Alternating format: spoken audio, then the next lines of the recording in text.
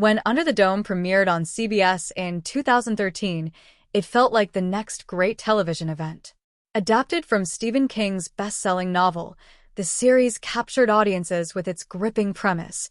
The residents of Chester's Mill suddenly find themselves trapped beneath an invisible, impenetrable dome that cuts them off from the outside world. What followed was a mix of mystery, paranoia, and human desperation, a blend that had critics hailing it as a fusion between Lost and The Twilight Zone. For a time, Under the Dome looked destined to become a modern sci-fi classic. But by the time its final season aired, that promise had collapsed under the weight of its own mythology. The series began with a powerful concept, a small town forced to rebuild society under impossible conditions. As resources dwindled and order broke down, the show delved into how ordinary people react when they realize no one is coming to save them. The dome itself served as both a physical and psychological barrier, amplifying tensions and exposing the town's darkest instincts.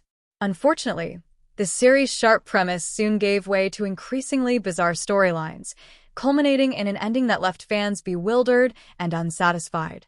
In the show's final episodes, Christine's death paves the way for Dawn to assume control as Queen of the Kinship, while fractured loyalties lead to betrayal and bloodshed.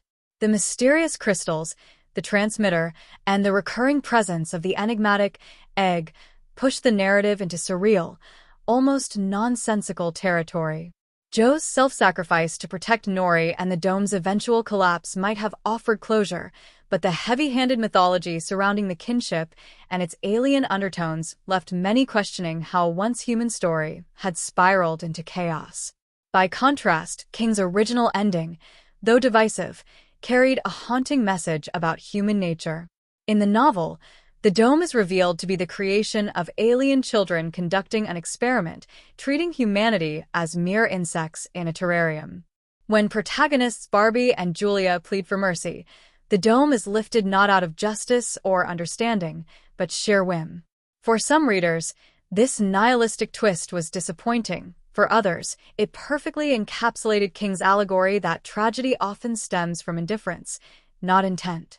The television adaptation, however, traded this existential allegory for science fantasy spectacle. Crystals, energy transmissions, and shadowy conspiracies replaced the book's moral commentary on isolation, authority, and the collapse of civilization. In trying to build a sprawling mythology akin to Lost, the series instead lost sight of what made King's original story so powerful, its raw, claustrophobic exploration of humanity under pressure. It's easy to see why Under the Dome initially drew comparisons to Lost. Both shows thrived on mystery, ensemble storytelling, and metaphysical questions about fate and survival. Yet, while Lost's divisive finale still invited reflection and debate, Under the Dome's conclusion felt more like an admission of defeat, a chaotic unraveling of once promising ideas. Ultimately, Under the Dome remains a fascinating case study in adaptation. What began as a tense, character-driven exploration of fear and control became consumed by its own mythology. Stephen King's original message, that the true horror lies not in the dome, but in the people trapped inside, was buried beneath layers of sci-fi confusion. For fans who remember its potential, Under the Dome stands as a reminder that great concepts demand more than mystery, they demand meaning. And when a story forgets that, no twist ending can save it.